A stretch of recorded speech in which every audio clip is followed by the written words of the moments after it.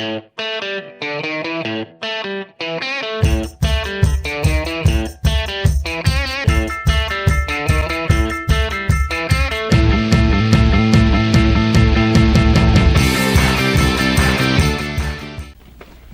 Mark Clem here back at Whitetail Ski Resort for another edition of Meet the Members of the National Ski Patrol, brought to you by Snow Pro Tees and produced by Matt G. Digital Consulting.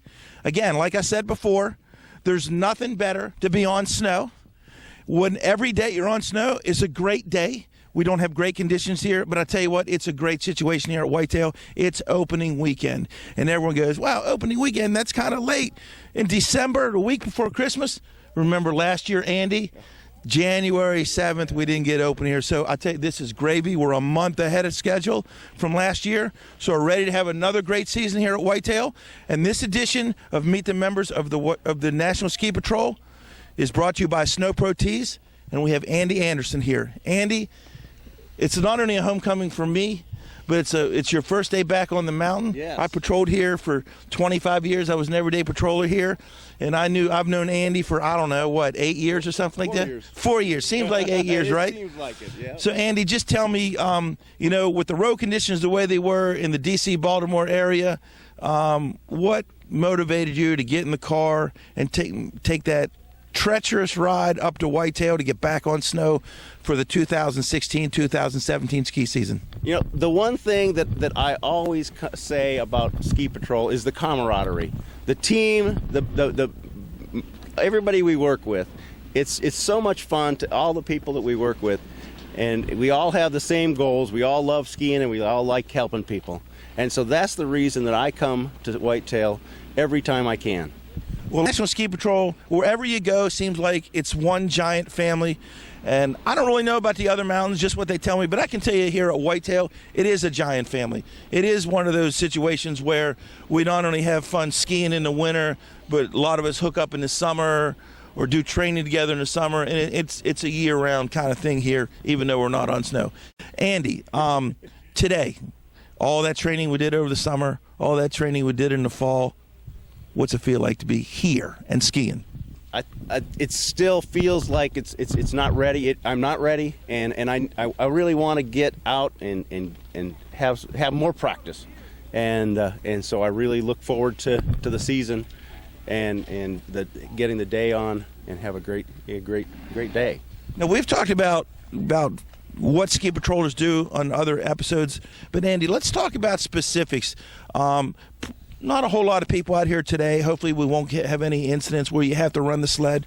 But talk about, we talked about opening and closing the mountain with other patrollers, but talk about how difficult is it to learn how to drive one of the toboggans, especially when you have a patient in it. And tell me the steps you go through and the safety precautions you have to use when you're driving a patient down the mountain in the sled. Well, the most important thing is just watching out and keeping control of the sled, making sure you're not jostling the patient, particularly if they've got some serious injuries. You don't want them to have any impacts as you're going down. So a controlled speed is probably the most important thing in my view. Now, for those folks out there watching and maybe started to get interested in becoming a member of the National Ski Patrol, again, there's a couple ways that you can go about starting that, making that big first step. One is to contact your local mountain. Hit up the patrol director or the assistant patrol director here at Whitetail. You can call Rod Newton, and he will put you in the direction to get yourself on the way to becoming a member of the National Ski Patrol. If you can't get a hold of Rod or can't get a hold of anybody here, all you have to do is log on to www.nsp.org, and the folks at the national office will gladly steer you in the right direction, and the folks here at Whitetail will definitely welcome you in your first step as an outdoor emergency care candidate and then get you on. We've talked about what it takes. You don't have to have any kind of medical background to become a patroller. We'll teach it all here for you. You should be a fairly accomplished skier, but if you're hesitant at all about, wow, I'm a really good skier, but I don't know if I can drive one of those sleds. Andy, was it hard to start in the sled? And how much of your natural skiing ability factors into driving the sled? So that's an interesting question, because I grew up from the time I was 5 skiing, and then when I was 40, I started snowboarding. And so for the next 7 years, I never touched skis, and I was on skis when I learned how to be a ski patroller.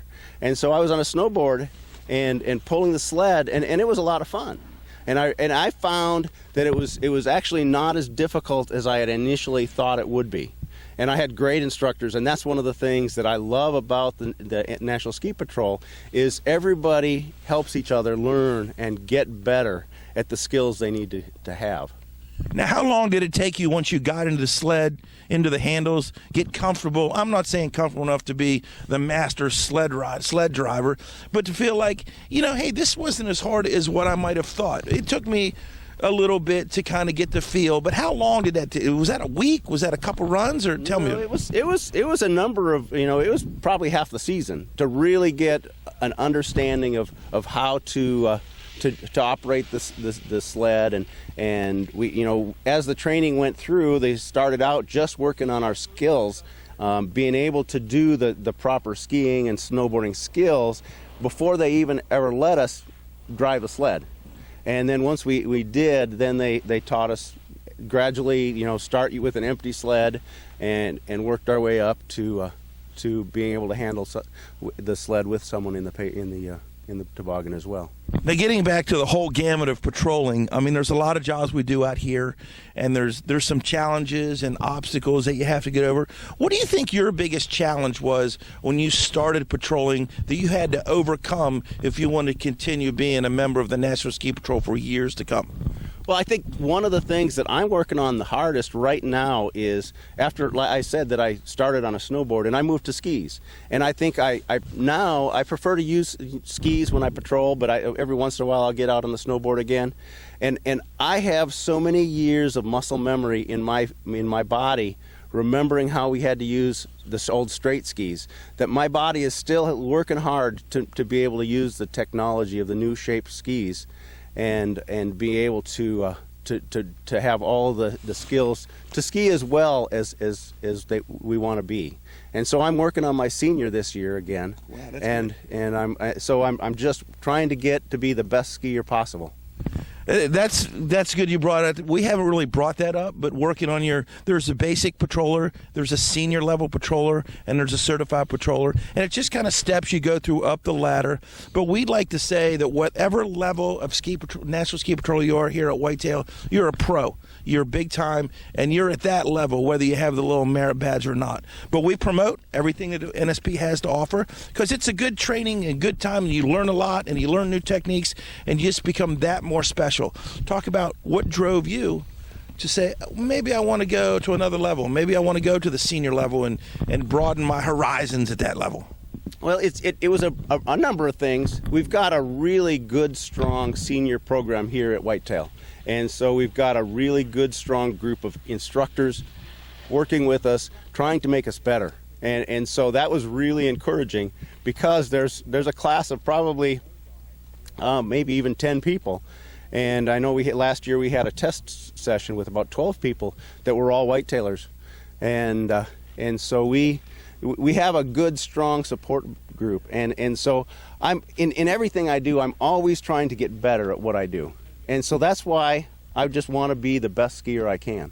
The true blessings that I've had as a ski patroller, because back in 2009 and 2010, I was truly blessed to be a member of the ski patrol for the Vancouver Winter Olympics. Oh, wow, that's fun. And that was just really an awesome experience, and I couldn't have done it without the NSP training and the fact that I was a member of the National Ski Patrol, and I applied and was truly fortunate to be allowed to be a member of that Olympic ski patrol. Well, I thought I knew all about you, Andy, and I didn't know you were up in Vancouver. We had several patrollers here at Whitetail work the Olympics at Salt Lake City, and they came back with the same reaction you did. It was unbelievable, and everyone there seemed appreciative that they brought their skills and their techniques and their ability of being a National Ski Patrol member to help protect the world as they converged on Salt Lake City. For another edition of Meet the Members of the National Ski Patrol, presented by Snow Pro Tees, and everyone knows Sean Augustine of Snow Pro Tees. He's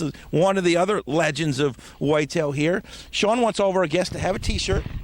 This is a T-shirt for you, Andy. Wear it proud, and thank you for being our guest. Again, meet the members of the National Ski Patrol is presented by Snow Pro Tees, and it's produced by Matt G Digital Consulting. And I'm kind of tired. Let's get in the sled and take a ride.